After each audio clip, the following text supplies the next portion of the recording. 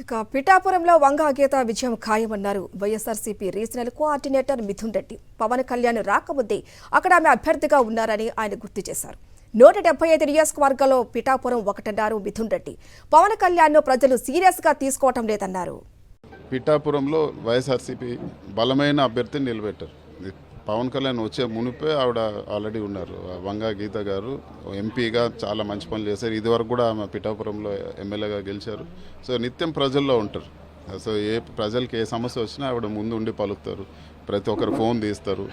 ప్రతి ఒక్కరికి అందుబాటులో ఉంటారు. బలమైన అభ్యర్థి. ప్రజలు కోరుకునేది వాళ్ళకి ఇబ్బంది వస్తే ఎవరు అందుబాటులో ఉంటారు, వాళ్ళకి ఇమ్మీడియట్గా పలికే వ్యక్తి ఎవరు, అలాంటి వ్యక్తులకే సపోర్ట్ చేస్తారు.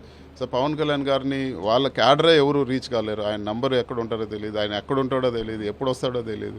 సో ఇవన్నీ కూడా ఆ పిఠాపురంలో ప్రత్యేకంగా మేము దృష్టి పెట్టాల్సిన అవసరం లేదు. ఇక పిఠాపురంలో వంగ గీత విజయం ఖాయమన్నారు వైఎస్ఆర్సీపీ రీజనల్ కోఆర్డినేటర్ మిథున్ రెడ్డి. పవన్ కళ్యాణ్ రాకముందే అక్కడ ఆమె అభ్యర్థిగా ఉన్నారని ఆయన గుర్తు చేశారు. 175 నియోజకవర్గాల్లో పిఠాపురం ఒకటన్నారు మిథున్ రెడ్డి. పవన్ కళ్యాణ్ను ప్రజలు సీరియస్గా తీసుకోవటం లేదన్నారు. పిఠాపురంలో వైఎస్ఆర్సీపీ బలమైన అభ్యర్థిని నిలబెట్టారు. పవన్ కళ్యాణ్ వచ్చే మునిపే ఆవిడ ఆల్రెడీ ఉన్నారు. వంగ గీత గారు ఎంపీగా చాలా మంచి పనులు చేశారు. ఇదివరకు కూడా ఆమె పిఠాపురంలో ఎమ్మెల్యేగా గెలిచారు. సో నిత్యం ప్రజల్లో ఉంటారు. సో ప్రజలకి ఏ సమస్య వచ్చినా ఆవిడ ముందు ఉండి పలుకుతారు. ప్రతి ఒక్కరు ఫోన్ తీస్తారు.